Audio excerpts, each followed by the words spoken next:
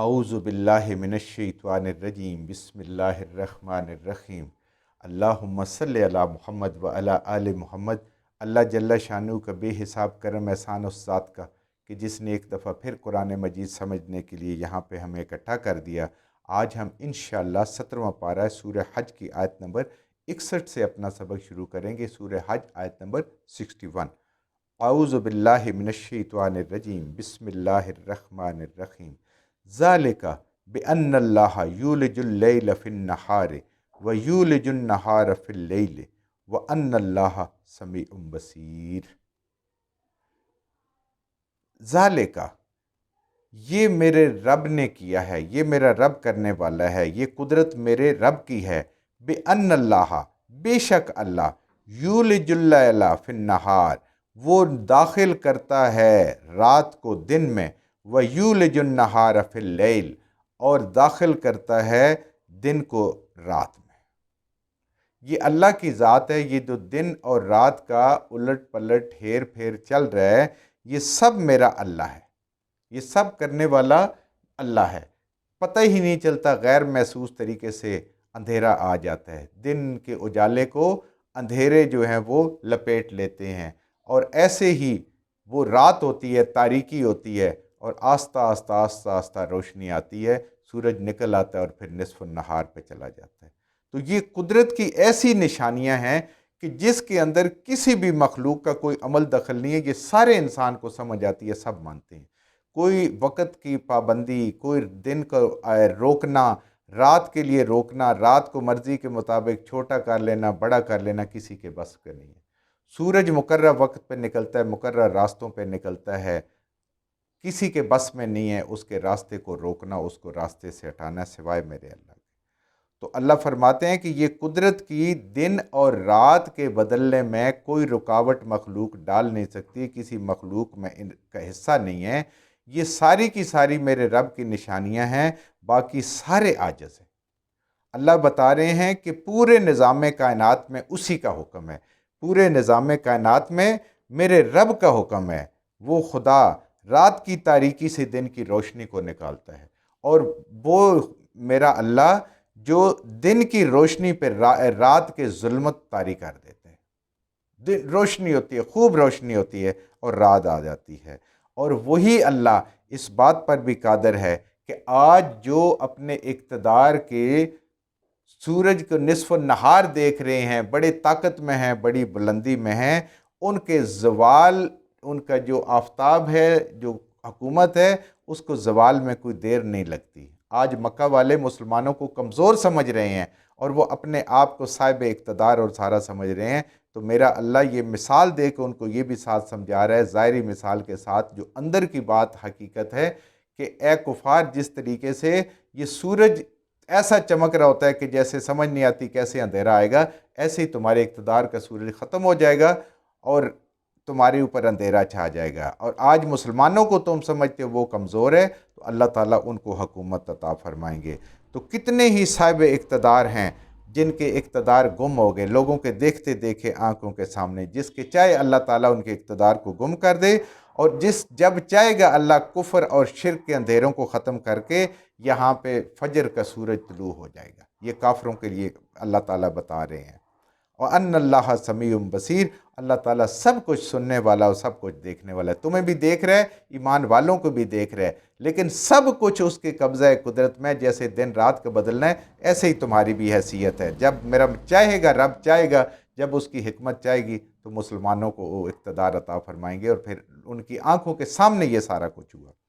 ذالک، یہ اس لیے ہے، بِأَنَّ اللَّهَ هُوَ الْحَقُّ، یہ ساری باتیں میرا رب جو قرآن میں بتا رہا ہے، دن رات کا بدلنا، برابری کرنا، اور اللہ تعالیٰ کا عفو غفور ہونا، یہ سب کچھ کہ اللہ تعالیٰ کی باتیں سچی ہیں۔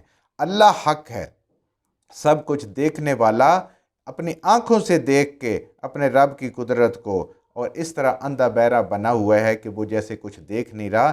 اللہ کی ذات سچی ذات ہے، اللہ کا دین سچا ہے، اللہ کے وعدے سچے ہیں، اللہ کے نبی سچے ہیں، اللہ کی کتاب سچی ہے۔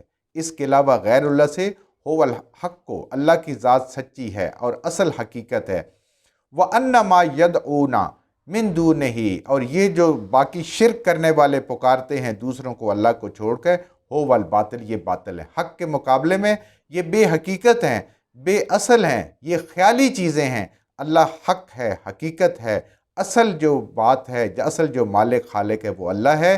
اللہ کی ذات اور صفات میں جن کو انہوں نے شریک کیا، اللہ فرماتے ہیں یہ باطل ہے۔ اللہ کا سہارا چھوڑ کر، ایک حقیقی سہارے کو چھوڑ کر ایک باطل سہارے کو پکڑنے والا، اس کو کون عقل مند کہے گا؟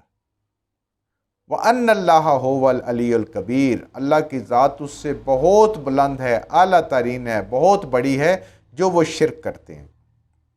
شرک کرنے والے تو اسی کی بنائی ہوئی کوئی مخلوق ہیں، کوئی پتھر سے بنا لیا، کوئی مٹی سے بنا لیا، کوئی دھات سے بنا لیا، کوئی کسی چیز سے بنا لیا، لکڑی سے بنا لیا، یا کسی انسان کو بنا لیا۔ یہ سب کے سب انسان، جن، فرشتے، یہ جو کچھ بنائے ہوئے ہے، یہ سب اس کی مخلوق ہے۔ اللہ تو بہت بلند ہے، کیونکہ خالق بھی ہے، مدبر بھی ہے، اور ان کی بھی ضروریات میرا رب بھی پوری کر رہا ہے۔ ان کا بھی جو افزائش اور چلنا اور پھرنا سارا ہے، یہ میرے رب کے مرہون منت ہے، ان کی زندگیاں بھی میرے رب کے مرہون منت ہے۔ الم تر ان اللہ، کیا انسان تو نے کبھی غور نہیں کیا؟ اے قرآن پڑھنے والے، تو اس بات پہ غور کر، ان اللہ، یہ کہ اللہ، انزل من السماء ماء، جو اللہ آسمان سے بارش برساتا ہے۔ بارش کا برسنا بھی اللہ تعالیٰ کی قدرت کی بہت بڑی نشانیوں اور معجزات میں سے ایک معجزہ ہے۔ کون سی ایسی چیز ہے جو آج تک کوئی بھی نہیں معلوم کر سکا کہ جس سے یہ بارش کے قطرے قطروں میں تبدیل ہو جاتے ہیں بجائے اکٹھا پانی کے؟ نہ بادل کے اندر کوئی چیز ہے، نہ بادل سے لے کر زمین کے اندر کوئی ایسی چھلنی لگی ہوئی ہے کہ جس سے مشین لگی ہے جس سے یہ قطرہ قطرہ ہو جائے۔ انسان کے لیے کتنا مشکل ہے بارش برسانا، اور وہ برساتا بھی کیسے ہے، وہ تو آپ سارے ماشاءاللہ پڑھے لکھے ہیں، یہ جانتے ہیں اس کو۔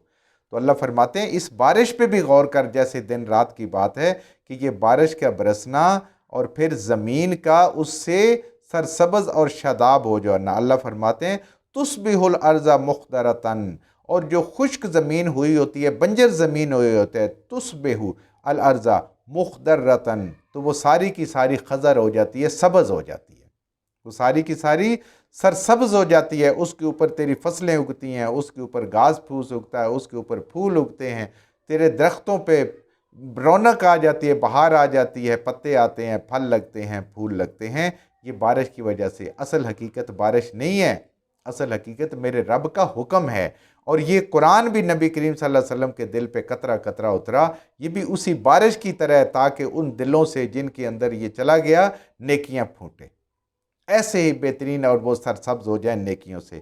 ان اللہ لطیف خبیر، اور بے شک اللہ وہ ذات ہے کہ جو لطیف بھی ہے اور خبیر بھی ہے۔ لطیف اس ذات کو کہتے ہیں کہ غیر محسوس طریقے سے اپنے ارادوں کی تکمیل کرنے والے۔ لطیف وہ بھی ہے کہ انسان کے یا کوئی بھی اپنی جو مخلوق ہے، کائنات ہے، اس کے قطرے قطرے، ذرے ذرے کو، سب سے چھوٹے ذرے تک بھی جانتی ہے، اس کی ضروریات پوری کرتی ہے، اور اس کا حساب کتاب وہ رکھتی ہے۔ اور دوسرا لطیف کہ وہ اپنے جو ارادہ ہوتا ہے، جیسے ہوتا ہے اللہ تعالیٰ نے پیچھے مثال دی کہ دن کے سے رات نکالتا ہے، تو کیا ہوتا ہے؟ غیر محسوس طریقے سے رات آ جاتی ہے، غیر محسوس طریقے سے انسان کو دن مل جاتا ہے، غیر محسوس طریقے سے ایک بچہ چھوٹا سا ہوتا ہے، چھوٹا بڑھتے بڑھتے لڑکا بن جاتا ہے، پھر جوان ہو جاتا ہے، پھر بوڑھا ہو جاتا ہے، وہی چیزیں کھا رہا ہے، اسی ہوا میں سانس لے رہا ہے، سارا کچھ وہی ہے جو پہلے اس کو جوان کر رہی ہوتی ہیں، طاقتور کر رہی ہوتی ہیں، وہی چیزیں کھاتا رہتا ہے، سارا کچھ ہوتا ہے، وہ اس کو کمزور کرنا شروع کر دیتی ہے اور وہ بوڑھا ہو جاتا ہے۔ یہ سب لطیف ہے۔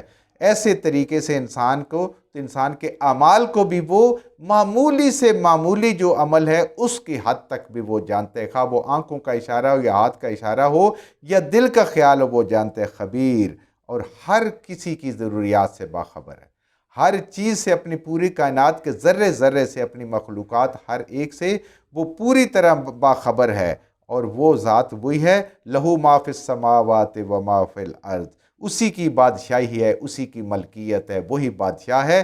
آسمانوں میں جو کچھ ہے اور جو کچھ زمین میں، جتنی مخلوقات ہیں، جو کچھ بھی ہیں، چرند پرند، اس کے علاوہ جو باقی مخلوقات جاندار ہے یا بے جان ہے، سب کا، زمین آسمان کی ساری مخلوق کو پیدا کیا، سب کے اس لیے سامان زندگی ان کو دیا، اور اللہ تعالیٰ اس مخلوق کا کیا ہے؟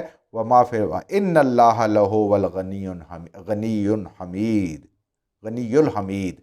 और अल्लाह वो ज़ात है कि जो गनी है, जिसको इस मखलूक की कोई परवाह नहीं है, मगर ये मखलूक उस अल्लाह के बग़ैर एक लम्हा भी ज़िंदा नहीं रह सकती, एक सांस भी नहीं ले सकती। हर चीज़ उसकी मरहून मिन्नत है। इंसान पे अगर गौर करे कि इस चीज़ पे कि जब वो किसी चीज़ का एक नवाला खाता है तो चलें कमाने तक भी उसका कुछ न कुछ रोल है, खाने तक भी, लेकिन जब हलक से नवाला नीचे गुजर जाता है तो अब उसका कोई रोल नहीं। लेकिन देख लें, पूरे जिस्म को ग़िज़ा पहुंचाना और फालतू चीज़ को बाहर निकालना ये कौन करता है? गनी। हमें ज़रूरत है, एक एक कदम पे ज़रूरत है। पानी के अंदर प्यास बुझाने की खासियत, आग बुझाने की खासियत मेरे रब ने रखी। यही पानी होगा जहन्नमियों के लिए, उनकी आग नहीं बुझेगी। क्यों? अल्लाह पाक वो खासियत उससे वापस ले लेंगे। तो अल्लाह वो ज़ात है कि जिसको किसी की ज़रूरत नहीं, वो बेनियाज ज़ात है और वो हम्द है उसकी। अगर कोई न भी उसकी तारीफ़ करे तो वो तारीफ़ किया हुआ है, वो किसी की तारीफ़ का मोहताज नहीं है। अगर कोई उसकी तारीफ़ करेगा तो अपना फ़ायदा करेगा, अपना भला करेगा, अपने रब को राज़ी करके। मगर अल्लाह ताला सब कुछ जानने वाले, हर चीज़ से बाखबर, और हर चीज़ उनकी, कोई उनकी ज़रूरत नहीं है। वो गनी हैं, बेपरवाह हैं, हमीद हैं, वो तो तारीफ़ किए हुए हैं, किसी की तारीफ़ की ज़रूरत ही नहीं। जो कुछ हमने सही सही पढ़ा, अल्लाह हमारे ज़हनों में, दिलों में बिठा दे। जहाँ जहाँ पढ़ते हुए, बोलते हुए हमसे गलतियाँ होगी, अल्लाह हमें माफ़ फरमा दे और उन गलत बातों को हमारे ज़हनों से, दिलों से अल्लाह की ज़ात निकाल दे।